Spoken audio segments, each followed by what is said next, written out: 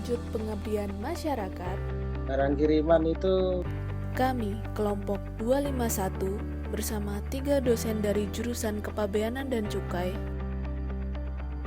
mempersembahkan web workshop pengenalan impor barang kiriman dan barang bawaan penumpang, serta edukasi anti narkoba kepada siswa SMA dan SMK. Buat teman-teman nih yang suka belanja online dari luar negeri kan ya, kita akan menyimak pemaparan materi tentang barang kiriman yang akan disampaikan oleh Pak Aryo Seno Nugroho.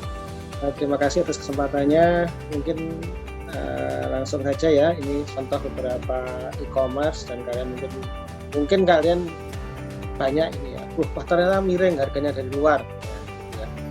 Harganya lebih murah dan sebagainya, sehingga tertarik lah untuk beli dari luar negeri. Nah, apa sih Pak sebenarnya barang kiriman itu? Barang kiriman itu adalah barang yang dikirim melalui penyelenggara pos.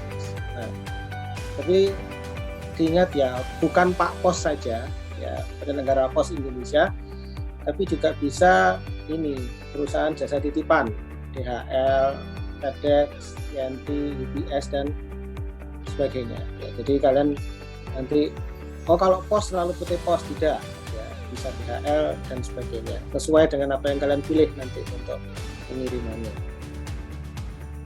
Kalau barang kiriman secara statistik ini meningkat dengan pesat ya, baik jumlah kirimannya maupun nilainya. Ini bisa kalian lihat dari tahun 2017 sampai 2019. Kalau secara nilai naik, secara dokumen naik lebih banyak lagi. Consignment note ini adalah dokumen pengirimannya ya. Kalian akan sering mendengar istilah consignment note ini. Nah, ini statistiknya ya, rata-rata nilainya 0 sampai 75, 75 sampai 1.500 dan rata-rata total. Kalau kita lihat, ternyata rata-rata barang kiriman ada di angka 0 sampai $75 itu ada di angka 8,19. Sedangkan yang lebih di angka 400 dan rata-rata secara total adalah $13,8 kalau kita lihat barang kirimannya. Nah, ini ada beberapa kantor bea cukai yang melayani, yang mengawasi dan melayani barang kiriman. Ada yang kalau kalian di Jakarta itu ada yang di Pasar Baru ya, di Lapangan Banteng ya, itu kantor posnya itu. Kalau yang Surabaya ada di Juanda, kalau yang di Jogja ada di Jakarta. Soekarno-Hatta ada Pak, ada juga di Soekarno-Hatta. Ya, ada beberapa hal penting kalau kalian mau ngirim. Pertama adalah harganya berapa. Yang kedua adalah klasifikasinya. Ya, Pak. Kalau istilahnya di bea cukai istilahnya HS code ya, seperti itu. Harga, kalau kalian ingat adalah harga barang yang sebenarnya. Ya, berapa sih yang sebenarnya kalian bayar itu? Nah, ini buat teman-teman, saya panggil teman-teman aja lah ya.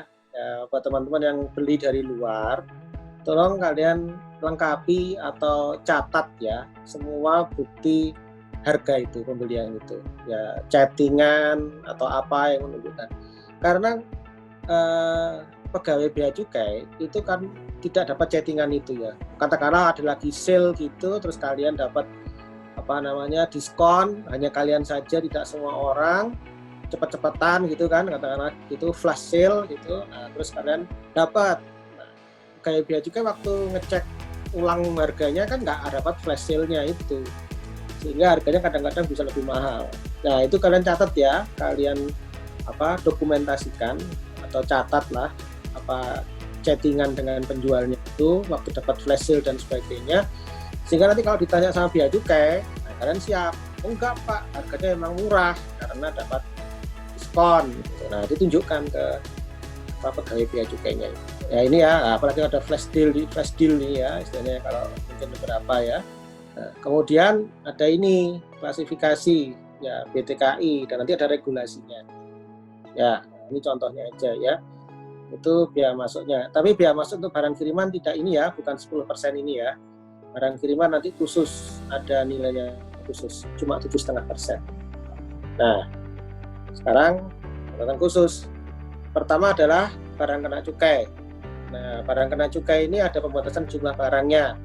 Seperti yang tadi yang dijelaskan Bu Indri waktu barang penumpang. Nah, kalau kiriman berbeda ya, MMEA-nya atau minuman mengandung etil alkoholnya cuma 350 mili. Kemudian sigaret 40 batang, cerutu 5 batang, tembakau iris. Ini atau ya, jangan terus kalian ngirim 40 ditambah 5 tambah 40, salah itu ya. Jadi kalau sudah 40 batang sudah, atau 40 batang itu tidak ada yang sigaretnya diganti 5 batang cerutu, itu boleh ya. Atau nggak ada sigaret, nggak ada cerutu, tembakau iris 40 gram. Jadi ini atau ya, bukan di jumlah. Kemudian yang lain ini HPTL, hasil tembakau lainnya, vape ya, biasanya vape ya, atau mungkin yang lainnya ada yang batang 20, kapsul dan cair ya. Kemudian ada, tapi nilai FOB-nya hanya $3. Ini memang ada perubahan ya di tahun ini ya, baru-baru ini perubahannya dari 75 menjadi $3 ya. Kenapa Pak ini Pak? Nah ini, pertama mutlak batas tertentu. Nilai impor yang sering dideklar itu adalah di angka $3. Makanya $3 ke bawah lah yang mendapatkan kebebasan. Meskipun macam-macam ya, ada yang di Inggris ini, ada yang di Swiss, ada yang dibandingkan dengan ASEAN, ada yang tidak ada. Ini kalau di Indonesia Kadin minta 30, tekstil 20, industri 0, UKM 0, pengusaha 30. Nah ini sebetulnya gini ya, kok industri dan UKM minta 0 aja, karena mereka merasa untuk UKM ya, yang mungkin sudah merasa tersaingi ya, loh ternyata sampai angka, kalau sebelumnya kan $75 itu ya, itu kan hampir Rp1 juta itu ya. Rp1 juta bebas pajak dan bebas biaya masuk, bebas pajak terutamanya ya. Padahal mereka di Indonesia bayar PPN, jadi itu sebetulnya merasa tidak fair. Nah untuk ini ya tadi Pak Sena jelaskan tidak seperti BTKI tadi ya. Kalau di impor barang kiriman itu hanya 7,5% tarif. Pengecualian atas barang kiriman ada 4 barang, buku, tas, pakaian, dan sepatu. Nah ini ada beberapa barang ya. Kenapa 3 barang ini spesial? Karena ini kalau impor yang selain barang kiriman itu tarifnya tinggi ya, 15 sampai 25 atau sampai 30. Makanya sebagai fairness ya, atau tadi ya same level player field-nya itu mereka diberikan tarif yang sama ya, atau mungkin lebih tinggi dari 7,5%. Ini contohnya ya, CN.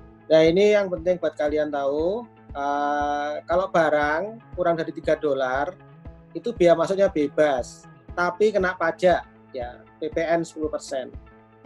Kalau yang 3 sampai 1.500 biaya masuknya 7,5%, PPN 10%. Kalau yang lebih ini menggunakan mekanisme PIB biasa ya, impor biasa lah, seperti dianggap industri gitu. Contoh, ini ada impor 3 barang, harganya $50. Katakanlah sekarang kursnya 15.000, kena 750. Biaya masuk 7,5%, harganya di 56.250. Ini dibulatkan biasanya 57.000. Ya, kemudian nilai ditambahkan jadi nilai impor, ada PPN. Jadi PPN dikalikan dengan nilai impor ini. Bagi peserta yang ingin bertanya, dipersilakan untuk mengklik fitur raise hand-nya dulu, terus ntar ditunjuk, atau bisa juga nanya lewat kolom komentar. Ini sudah ada yang bertanya di chat nih dari Muhammad Faki. Saya ingin bertanya, kan tadi dijelaskan bahwa minuman beralkohol itu bisa dikenakan jika jumlahnya lebih dari 1 liter atau 350 ml untuk kawasan pengangkut ini mungkin maksudnya. Tetapi kalau misalkan beli parfum dari luar negeri itu termasuk dalam pengkategorian yang mana ya? Apakah termasuk barang yang mengandung alkohol?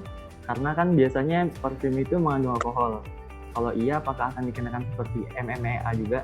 Parfum itu pertama, tadi kan yang kena ada batasannya itu kan masuk kategori barang kena cukai ya, barang kena cukai. Jadi barang kena cukai itu mungkin tadi ya belum sempat Ibu jelaskan, barang kena cukai itu adalah barang yang memang dibatasi dan diawasi peredarannya karena beberapa faktor alasan. Ada alasan kesehatan juga ya, makanya kita lihat di situ kan ada rokok, ada cerutu, tembakau iris atau vape. Meskipun vape kan jargonnya katanya lebih Sehat. tidak lebih sehat, lebih tidak beresiko dibandingkan rokok konvensional gitu. Dan ada miras. Dan kita tahu miras ini juga ada efek candu ya. Kecanduan bisa merusak organ tubuh juga kan kalau konsumsinya banyak dan rutin. Nah, jadi kalau parfum meskipun dia mengandung alkohol itu dia tidak termasuk kepada barang-barang yang tadi ya, tidak termasuk kepada barang yang dibatasi itu. Ini tuh ya. Boleh menambahkan Bu Indri? Boleh Pak, silakan Pak. Ya, jadi gini ya, mungkin juga ini sama dengan ada beririsan dengan materi Bapak juga terkait barang kiriman. Ya, kalau barang kiriman 350 mili itu boleh ya dikirim lewat pos. Ya, kemudian tapi ini kalau parfum kan tidak diminum ya sebetulnya ya. Jadi ini memang special case untuk diminum. Dan kalau kalian nanti itu belajar di industri, alkohol yang untuk minuman dan alkohol untuk yang non minuman ini mereka punya grading ya. Ada yang grading untuk food dan grading non food. Jadi sebetulnya dari sisi alkoholnya berbeda juga.